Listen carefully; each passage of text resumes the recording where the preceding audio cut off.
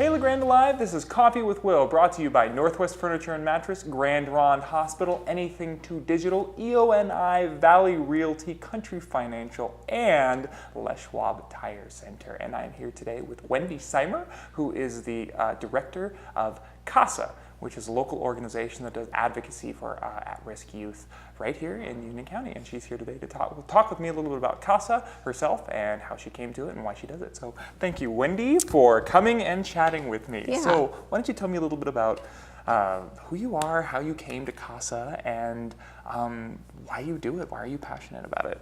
Well, I am actually recently retired last year from an education service district where I was employed for over 30 years. And while I was working there, I had a director at one point who was actually involved with the CASA board. And so that's when I first learned about what CASA was. And at that time, I kind of thought, you know, that sounds interesting. And I've always had a passion for children and disadvantaged children. I was going to say, you worked for 37 years with disadvantaged children at your previous job, correct? Yeah, so the 33, yep, 33 Yes, 33, years. yes, 33 yeah. years. So you obviously have a passion for it. Yes, I do, yeah. It was with all different children when you're served with the ESD, but we do have special needs children that we serve. So seeing a lot of those children come in and out and knowing that there's a need for support for other youth in our community. So it's something I had considered and thought about prior. And then our agencies merged and things kind of started changing with the ESD. And at that point I thought, you know, maybe that's something I should really look into doing. And so at that point I went ahead and engaged as an advocate myself. And so I went through the training that's required to be an advocate and did that and then took on my first case. Very cool. So why don't you describe for me, what is an advocate in CASA? What is that? Okay, so an advocate with CASA is somebody is just a typical person who volunteers their time and goes through a training, and we work to assist judges in making decisions on what should occur with children brought into care for abuse and neglect. So the absolute goal of an advocate is to advocate for the child on their behalf, looking out for their best interest, which includes a quick, safe placement for them. So looking at the most quick and safest placement for them to be is what we work for. Very cool. So so you became an advocate yourself, and then did. somehow that migrated into you becoming the executive director. I'm actually the program manager. Program manager yeah. of Yes. Union Yes. County CASA. Yeah, so we actually, we were actually a standalone program several years ago, and each program had its own director. And then because funding is so limited for CASA, we do have very limited legislative funds, and we have some local programs that we have that help us out as well. And so because of that, we had some cuts and made some changes. And so they combined the director. And so our director now is over the CASA of Eastern Oregon, which is Baker, Union, and Malheur counties. Yes. And then each county has its own program manager. So I am the local program manager. And I was advocating, and I think just the director who took the program on a couple times had said, you know, that position's coming open, and I was working still at the time for the ESD, so that didn't work out at the time, but it was something that kind of had in the back of my head. Stuck in there, like a good idea. Yeah, and so then it just came open in October of last year. The former person doing it has young children and wanted to be at home with their children more. And so it came open again, and the director just said, hey, you know, and we kind of had one little meeting, and it just kind of happened, Will. All of a sudden, I was managing the local program. But it really has been a fun experience, you know, just having your hands in that and helping to support the youth in our community that really need it, you know. For sure. So what kind of, talk to me maybe about a few of the experiences that you've had. And you can think about this if you need, that kind of encapsulate what CASA is about. Like maybe a couple of people, you don't have to name names obviously, but like a couple of people who you've worked with that kind of quintessentially encapsulate what you guys do. One of my, I guess my most precious cases to my heart is my first case I had actually, and it has now been dismissed. And it was with the youth who'd been in our community and ended up going into residential due to some mental health issues and other things like that. And was in residential care, had major issues due to his background of neglect and abuse, and had been in care for quite a few years. And it just was sad to see this youth out of our community. And one of the goals is to get them, you know, in their safe community with their families, if you're able to. And so that was one thing where to see that case evolve, where he ended up being able to come back to our community and is living with his dad now and doing well, you know, considering where he was. And so that's really one that has been really dear to my heart, and just advocating for, the services they need, making sure they're getting the services they need through the schools and the mental health or equine therapy, anything that might be fun for them to do, and I recently actually did get to see him up at the resource fair at the middle school, and he was excited. He came up and remembered me and talked to me and told me he was doing equine therapy. That's amazing. And that he's actually been volunteering out at the Humane Society. Oh, cool. And so that's kind of a fun thing too. A CASA is a volunteer role. I do have my part-time position as the manager, but I also have my role as a volunteer as well, and I still have some cases of my own. And so it's beneficial to see that, to see the youth, engaging in our community locally again in a positive manner. Absolutely. Now, I was thinking about this the other day because I was listening to a TED Talk about, by a social worker, I believe it was, and they were talking about how they did a study where they studied young children that had what they called hits, which were things in their upbringing, abuse, neglect, those kinds of things, and how that affected them over their years. Sure. And the study itself came out that people who had, I think it was 3 or more hits, were something like, I think 1 in 3 had some sort of a mental disorder or some sort of a mental illness later on in life, depression, eating disorders, those kinds of things. And CASA is an organization that works with kids who largely have a lot of really bad circumstances growing up. How do you approach, as an advocate, advocating for kids who have had a lot of times really, really, really unfortunate and troubled upbringings? Well, I think, the first thing to do is, they say you're not supposed to be their friend, as an advocate, but it's impossible not to build a trusting relationship with that youth. And the first thing I do with the youth, it depends on age, of course, but the thing that I do with the youth is try to work on that trust. Make sure the youth knows what the CASA's role is. We're there to have eyes and ears on things for them. They can talk to us about anything. We don't share information unless it's something that's a danger to them that we do need to share. We are mandatory reporters as well. But we do know everything about the case. So as a CASA, you receive all the information on this child. So you already know everything about the case. And the goal of our goal is not to have the child relive that case, but to share with us what their needs are. So are your needs being met here where you are? What do you want to do? A lot of kids will tell you, I want to go home to mom, but not until she's ready. A lot of children recognize their parents aren't able to parent them. And so it's basically just talking to the youth, seeing what they'd like to happen for them, make sure that their voice is heard.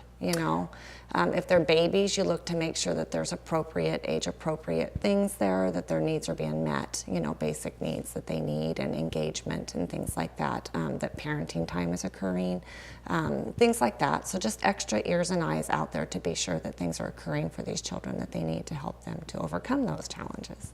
Do you find that just something so simple, seemingly simple, as having a voice affects these kids in a way that is conducive to healing?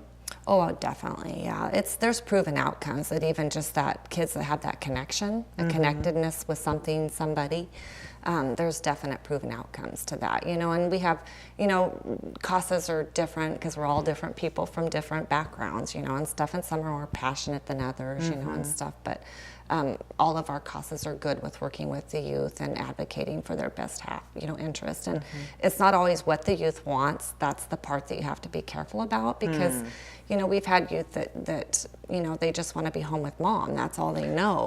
But the living conditions are deplorable, or their health isn't being met. Their needs aren't being met like that. And so those are things where you have to really, it's a fine balance, and it's not saying, it's not our role to say mom or dad did something wrong, when I work with the youth, I might say that mom and dad made a poor choice, and now they're needing to work through that, and they love you, and want to be with you, and I think that's important, that the kids recognize that, and that we all try to work together, around the youth. So it's not so much that you are in a role, that CASAs are in a role of, what's the word that I'm looking for? They're not so much in a role of like a parent as sort of like I want to say a mentor, but that's not the right word Yeah. either. Someone who is sort of there to just listen and more sort of like a trusted consultant kind of a thing. Like someone who the judge can talk to, who the kid can talk to, that is sensitive to what the kid needs, but at the same time doesn't, you know, they're not there to make decisions for the kid. They're just kind of there to know the kid. Absolutely, yeah. Yeah, we do not make decisions for them. We, you know, like I said, it's hard not to provide guidance or, you know, I've had youth that, you know, try to dabble with marijuana, you know, because it takes away the anxiety or it makes them feel better, or, you know, and it's like I can't condemn them because they have those anxiety and feelings of emotion that I can't control, you know, and it's something they need to work through. But I can say that, you know, that's not a good choice for you to do that right now. You know, it's like there's other options out there, and I understand that you're hurting and need to work through that. But let's look at another option that's more, you know, constructive for you, that will help you through in the end, and things like that. So it's like you can't really, you know, that's a sensitive spot, you know, because with your own children, you know how you feel, or, you know, what you might say or do, and it's different because that's not your role. But you do want to provide guidance and good, you know, positive support for these youth too. It's interesting. I just recently had Aaron Watts, who is a local leader in Young Life in the Union County, and we talked a lot about, you know, exactly this sort of decision, like how to love kids where they're at, while at the same time watching them maybe make not such good decisions, you know. But the same theme that's coming up here, that trust, is the big theme that came up with them. That the kids, you want the kid to trust and to know that even if they make a bad decision, you're going to be there. Right. So maybe you could speak to a little bit of that. Yeah. I think it's important to recognize where they've been. You know, kids don't make bad choices just because, you know. You know, adults don't. You know, people make poor choices. A lot of times there's a lot of behind that people don't recognize, and recognizing where these children have been. You know, a lot of times good choices haven't been instilled in them. The ability to make good choices, they don't know how to do that. They don't know what options are out there. You know, they kind of feel like they become desperate at times, you know, and things like that. So I think it's important to recognize where they've been, you know, and that, you know, you have to provide them unconditional love. I mean, they just want to be loved and they want to do well, you know. I mean, I haven't ran across a youth, even the sassy teen girl that I had at one point, you know, I haven't ran across a youth that didn't want to be loved and accepted for who they were, you know. And so that's the part that's really hard. You know, you try to really look at that, and you have to open your eyes to a lot, you know, when that occurs, because like I say, as a parent myself, you want to relate things to your own child or parenting, or, you know, different things like that. And it's a different ball game. You know, these kids have been exposed to different things than my child has, and so it's things that you just have to be aware of that, I think. And, you know, the hitch you were talking about. I've had a lot of trauma-informed care training, and you know, ACEs, they call them. In other, that's what it was. ACEs, not it. ACEs, that was what it was. Adverse childhood experiences. Yes. I need to visit with this Aaron person and connect with that Absolutely. If the more connections we can make on Coffee with Will, the better. Heck yeah. Just because we have kind of some of the same goals is to support our youth. Our focus for CASA, of course, is directly related to children brought into care for abuse and neglect. But they're also youth in our community. Absolutely. And they cross over several different services and areas with people. So absolutely. Yeah. So that all being said, and you know, that's the big struggle for parents and for people who are trying to be in trusting relationships with kids. How could somebody maybe be an advocate for a child who's had a troubled youth, or someone? How can I, because I know people who have had troubled youth, you know, maybe they haven't been to court, maybe they haven't, you know, had the experience of being penalized for that, but I know people who had troubled youth. How can I, and you know, as a reflection of people who are watching on the Grande Live, be an advocate for people who have had ACEs in their past, who have had tragic upbringings and maybe aren't making the best decisions with their life? You know, I think listen. I think listening, you know, is a really good key thing. Paying attention to what's going on in that youth's life. If you become aware of a situation where, you know, they might need support in a certain area, you know, try to reach out and make sure that they're getting the services they need. You know, I think it's being aware of what the resources are in our community and how you can share those across the board, you know, knowing who to refer kids to. You know, we have a lot of different programs in our community that serve children that a lot of people aren't aware of. You know, we've got the Union County Cares program. We've got a person who works in the Grande school district and one that works out in the rural school districts that does nothing but work with disadvantaged youth and families. So if a child's not making it to school, they go in and find out why. You know, well, mom and dad are self-medicating, things aren't going well, the child's not making it. Well, they make sure the child gets to school, whether they provide transportation vouchers, help the parents to get into the medication services they need, things like that. So it's just knowing what the resources are, I think, you know, and being able to connect kids to resources and other people that are positive. Is there a place that I can go to find help, resources like that? You know, that's one of the downfalls probably in Union County. There's no centralized source for it. You know, we have had different resource directories, actually, and I actually have one I could leave with you as well.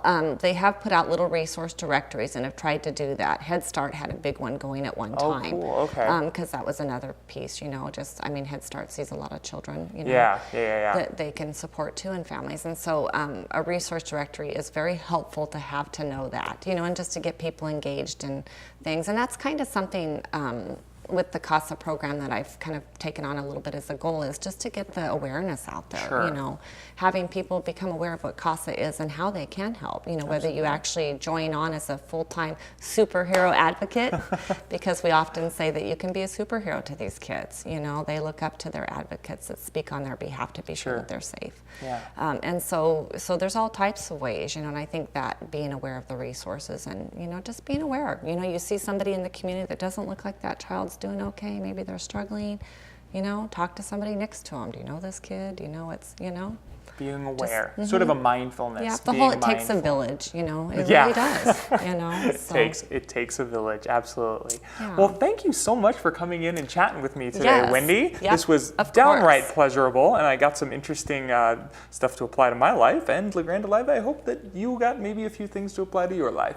Thank you for tuning in to Coffee with Will. This episode was brought to you by Northwest Furniture and Mattress, Ronde Hospital, Anything to Digital, EONI, Country Financial, Valley Realty, and Les Schwab Tire Center. Please make sure, if you see any of those businesses, to thank them for what they do. They're the reason that we have this and the other La Grande Live shows that are going. Be sure to frequent them, their business. They're really great. They've been really supportive, and we thank them a lot. Please like and share this video and tune into LaGrandeLive.tv for more local content. I'm Will Bowman.